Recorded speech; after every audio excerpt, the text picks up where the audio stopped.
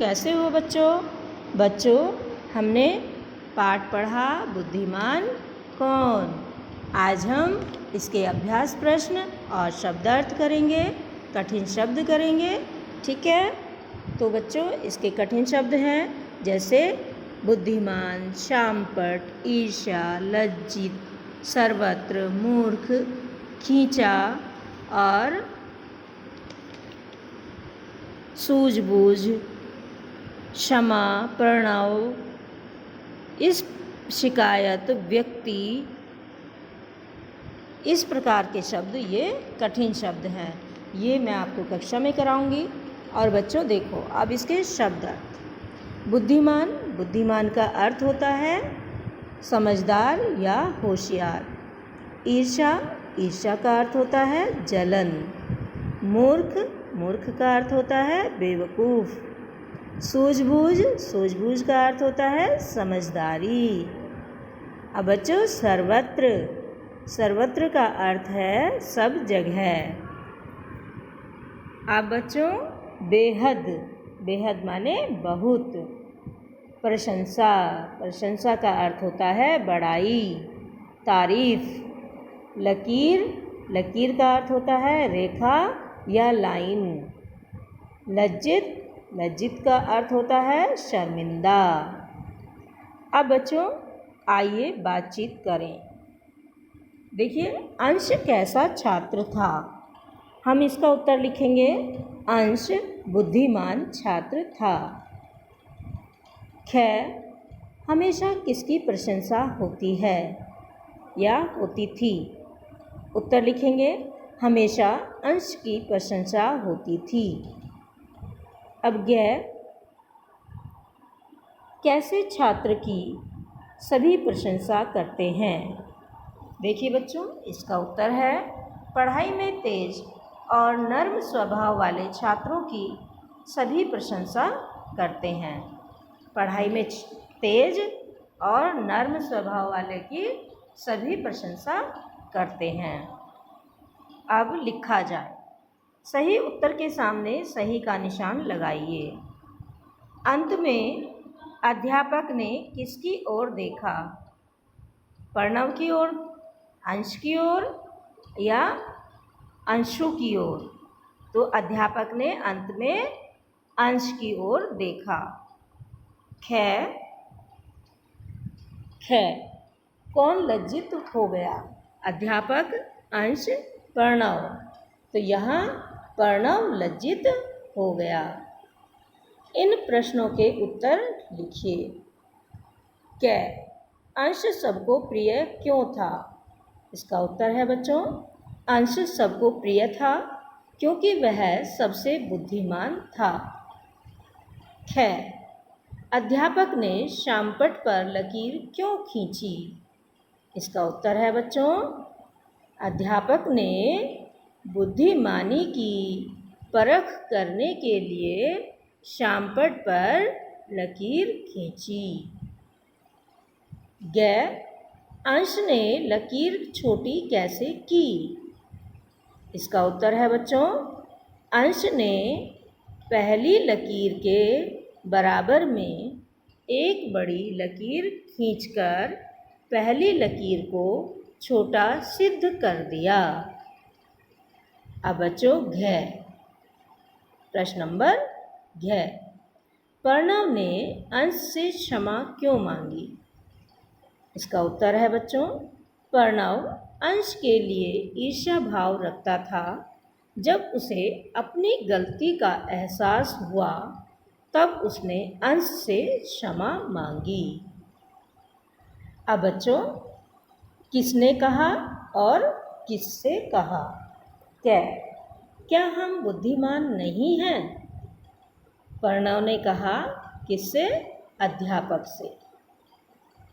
ख पहली लकीर बिना कहीं से काटे या मिटाए छोटी हो गई। किसने कहा? अध्यापक ने कहा। किससे कहा? सभी छात्रों से। किससे कहा? सभी छात्रों से। अब ग तुमने अपनी गलती मान ली, बस बात खत्म। किसने? अंश ने कहा। किससे? प्रणव से। जब प्रणव को अपनी गलती का एहसास हो गया तो उसने अंश से क्षमा मांगी, लेकिन क्षमा मांगने पर अंश ने प्रणव से कहा कि तुमने अपनी गलती मान ली, तो बस यहीं पर बात खत्म हो गई। अब बच्चों, उचित स्थान पर र यानी रेफ और पदेन का प्रयोग करके शब्द बनाइए। पिय, पिय में हमें क्या लगाना है? रे लगाना है।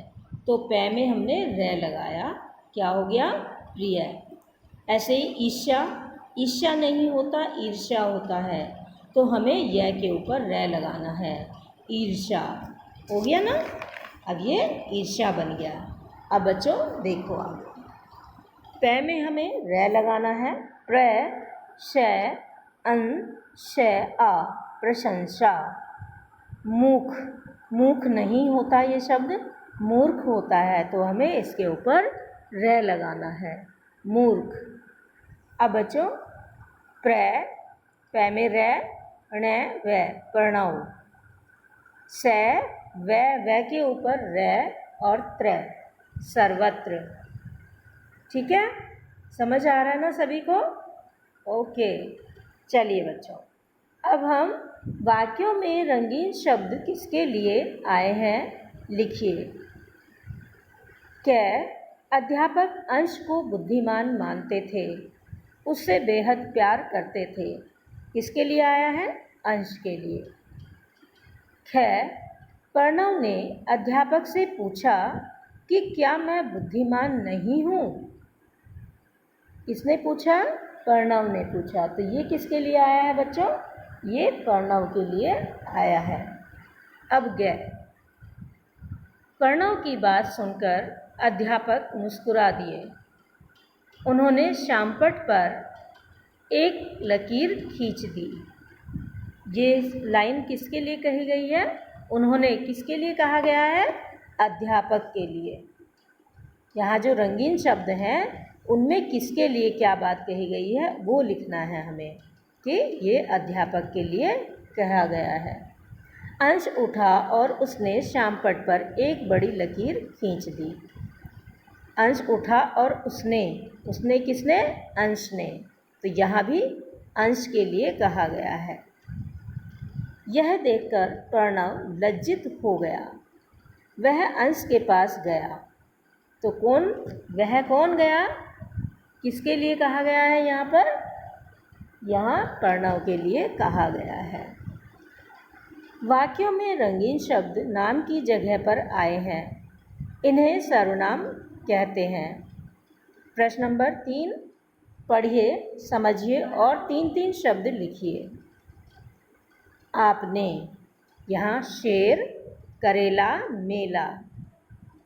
फिर ख, सदैव, बैल, शैल, पैदल। फिर छोटा, मोर, शोर, भोर। घ, कौन, मौन, बोना, खिलौना। अब बच्चों देखो, प्रश्न नंबर 4, वर्णों को अलग अलग लिखिए। सम्मान, स, ए, मैं, आ, न, ए, सम्मान। ऐसे ही बच्चों आगे के शब्द हैं। ई, रे, श, षटकोण, आधा, क्योंकि उसके बाद में ए नहीं है। य, आ, ईर्ष्या। लकीर, ल, ए, क, ई, र, ए, लकीर। ल के साथ में जब ए जुड़ता है तब ल पूरा बनता है, नहीं तो ल आधा होता है, इसलिए यहाँ ए की भी हमने ए को भी लिखा है। ल, ए, ल, ज, ई, जजी, ई, त, ए, लज्जित। श्यामपट्ट, श, य, आ, मैं, ए, पै, ए, ट, ए, श्यामपट्ट। अब बच्चों नीचे दिए चित्रों में 6 अंतर हैं। क्या आप ये अंतर ढूंढ सकते हैं? अपनी बुद्धिमत्ता का प्रयोग कीजिए। देखो बच्चों, नंबर 1 में दाईं तरफ गुब्बारे नहीं हैं। नंबर 2, जिस बच्चे का जन्मदिन है उसकी टोपी अलग रंग की है। 3, केक पर मोमबत्तियाँ नहीं हैं। 4, बाईं तरफ गिफ्ट नहीं है। 5, दाईं तरफ रखे गिफ्ट का रंग अलग है। 6, पीछे खड़े लड़के की टी शर्ट अलग है। ठीक है बच्चों, देखो अभी हमने ये पाठ पढ़ा, इसके प्रश्न उत्तर किए और अब हमें ये कॉपी में भी करने हैं और इन्हें याद भी करना है। धन्यवाद।